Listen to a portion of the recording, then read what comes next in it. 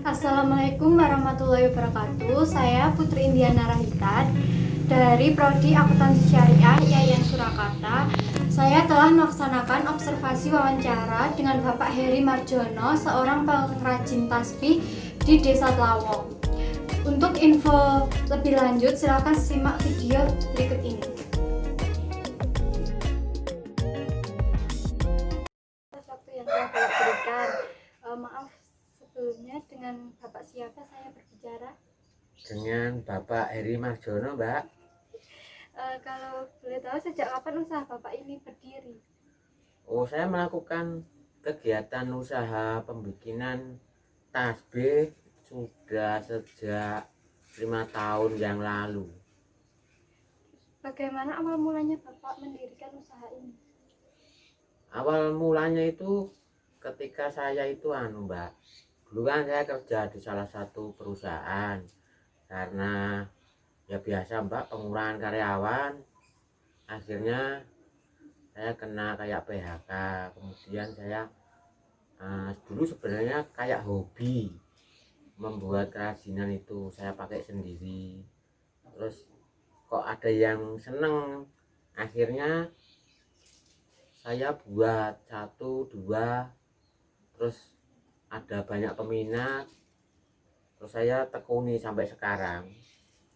Untuk barang yang dihasilkan itu apa saja ya Pak?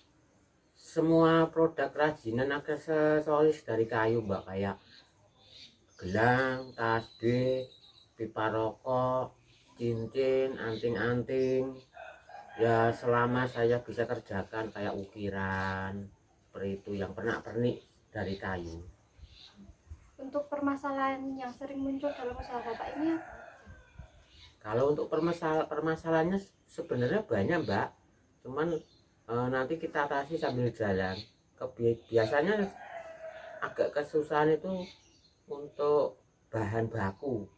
Saya menggunakan jenis kayu langka yang ada di Indonesia, seperti kayu setigi, kayu kalimosodo, terus dewandaru, dan beberapa kayu langka lainnya. Terus alternatif apa yang Bapak gunakan untuk memecahkan masalah yang Bapak hadapi? Kalau untuk bahan seperti itu kan adanya hanya di beberapa tempat Mbak. Kalau untuk kayu-kayu sejenis itu, akhirnya saya harus ke tempat dimana asal usul kayu itu berada. Seperti kalau kayak setigi kan di Karimun Jawa. Nah, saya ke sana, saya cari orang di sana, juga banyak pengrajin. Saya cari teman, relasi yang kayak pengepul kayu seperti itu.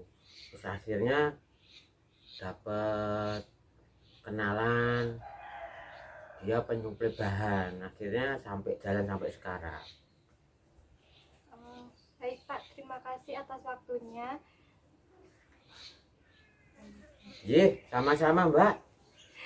Jenengan dari mana Mbak? Dari IAIN Surakarta Pak. Matur suwun. Profil usaha, nama Bapak Heri Marjono, umur 40 tahun, alamat Tlawong, RT 4 RW 2, Tlawong, Sawet, Boyolali. Usaha Bapak Heri Marjono berdiri pada tahun 2015 karena Bapak Heri Marjono terkena PHK. Awalnya Bapak Heri Marjono memulai usahanya secara online, tetapi lama-kelamaan konsumen sudah tahu rumah Bapak Heri Marjono, maka konsumen lebih memilih untuk datang ke rumah beliau.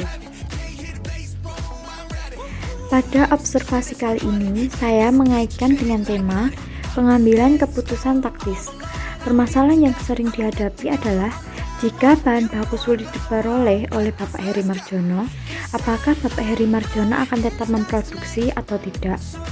Alternatif yang dipilih adalah Bapak Heri Marjono memilih untuk meneruskan produksi meskipun biaya produksinya lebih besar dari biasanya, karena Bapak Heri Marjono harus datang ke pusat penjualan bahan baku tersebut yang akhirnya dapat menambah biaya produksi akibat dari biaya transportasi dari Bapak Heri Marjono. Berikut saya sajikan tabel analisis biaya. Bapak Heri Marjono memilih untuk meneruskan usahanya meskipun harga bahan baku lebih tinggi atau naik dibandingkan pada saat kondisi normal. Di sini pendapatan penjualan tidak terjadi perubahan atau tetap sama baik dalam kondisi normal maupun jika Bapak Heri Marjono memilih untuk meneruskan usahanya. Karena jumlah pieces yang dihasilkan sama yaitu 30 pieces dan harga jual juga sama yaitu 100.000 per pieces. Maka pendapatan penjualan yang dihasilkan juga sama yaitu sebesar 3 juta rupiah. Meskipun begitu, laba yang diperoleh lebih kecil dibandingkan pada saat kondisi normal. Hal ini disebabkan karena harga bahan baku naik sehingga mengakibatkan biaya variabel yang dikeluarkan lebih besar dibandingkan pada saat kondisi normal. Laba per pieces yang dihasilkan pada saat meneruskan usaha yaitu 62.000, yang mana lebih kecil dibandingkan laba per pieces yang dihasilkan pada saat kondisi normal. Sekian video hasil observasi wawancara saya dengan Bapak Heri Marjono. Apabila ada salah kata mohon dimaafkan. Sekian dan terima kasih. Wassalamualaikum warahmatullahi wabarakatuh.